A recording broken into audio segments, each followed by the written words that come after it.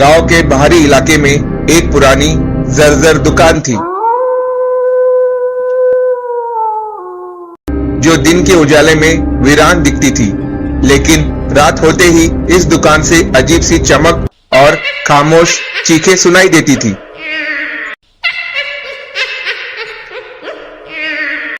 लोग कहते थे कि यह दुकान किसी चुड़ैल की है, जो रात के अंधेरे में मोमोज बेचती है। गांव में बहुत कम लोग थे जो इस दुकान के करीब जाने की हिम्मत करते थे, क्योंकि जो भी वहां गया वह कभी वापस नहीं लौटा। एक रात 3 दोस्त रोहित, अंजलि और विक्रम ने चुड़ैल की इस दुकान के रहस्य को जानने का साहस किया। वे चोरी छिपे रात को दुकान के पास पहुंचे। जैसे ही वे दुकान के करीब गए, उन्हें ठंडी हवा का एक झोंका महसूस हुआ, मानो हवा में मौत की गंध हो। लेकिन मोमोज की ताजी और तीखी खुशबू ने उनके कदमों को आगे बढ़ने पर मजबूर कर दिया।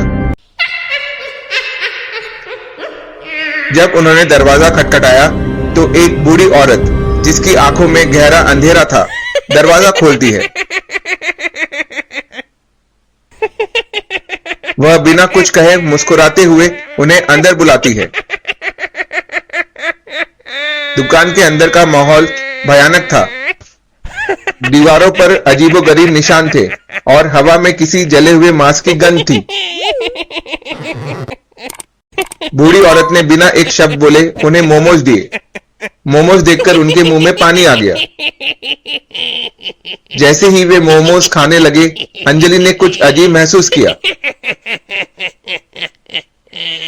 मोमोज के अंदर से कुछ सख्त चीज उसके मुंह में आई।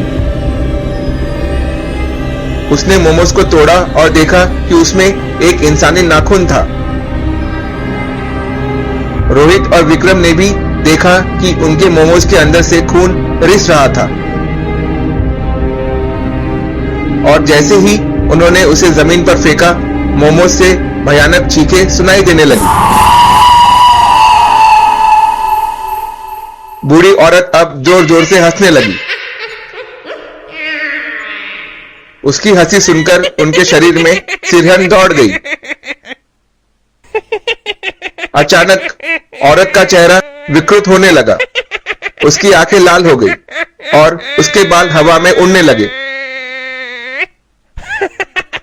जैसे किसी भयानक तूफान का संकेत हो। उसके हाथ लंबे और नुकीले नाखूनों से भरे थे,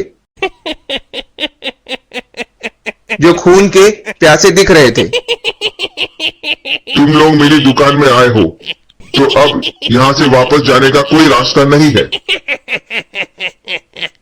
उसने जोर से कहा। उसकी आवाज जैसे हजारों चीखों का मिश्रण थी। रोहित ने भागने की कोशिश की, लेकिन दरवाजा अपने आप बंद हो चुका था। विक्रम ने अपनी जेब से एक छोटी सी चाकू निकाली और औरत की ओर लपका, लेकिन औरत ने एक झटके में उसे हवा में उठा लिया और दीवार पर फेंक दिया। उसकी हड्डियों की टूटने की आवाज ने रोहित और अंजलि को तंग कर दिया। अंजलि चीखती हुई दुकान के कोने में छिपने की कोशिश करने लगी, लेकिन चुड़ैल ने उसे अपने भयानक नजरों से जकड़ लिया। रोहित ने मदद के लिए चिल्लाया, लेकिन कोई आवाज बाहर नहीं जा रही थी। वह चुड़ैल के सामने बेबस खड़ा था और उसकी मौत उसके सामने खड़ी थी।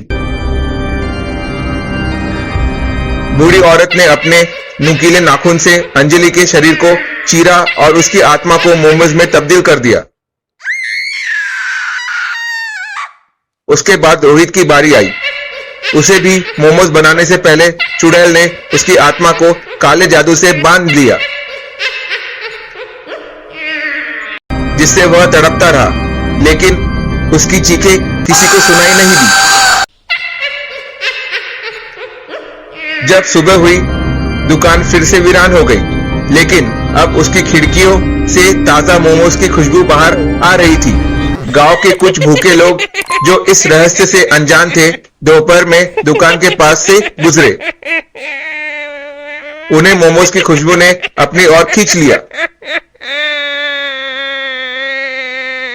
अंदर बैठे 3 नए मोमोज तैयार थे। तो क्या आप अब भी रात के अंधेरे में किसी अजीब दुकान से मोमोज खरीदने की हिम्मत करेंगे? याद रखें, हर मोमोज की दुकान साधारण नहीं होती। अगली बार जब आपको मोमोज की महक अपनी ओर खींचे तो सोचे, क्या वो चुड़ैल की दुकान हो सकती है? क्योंकि जो एक बार इस दुकान में जाता है वो कभी वापस नहीं आता। शायद अगली बार मोमोज की खुशबू आपको भी खींच ले। सोचिए जरूर। धन्यवाद दोस्तों, हमारी कहानी के साथ जुड़ने के लिए।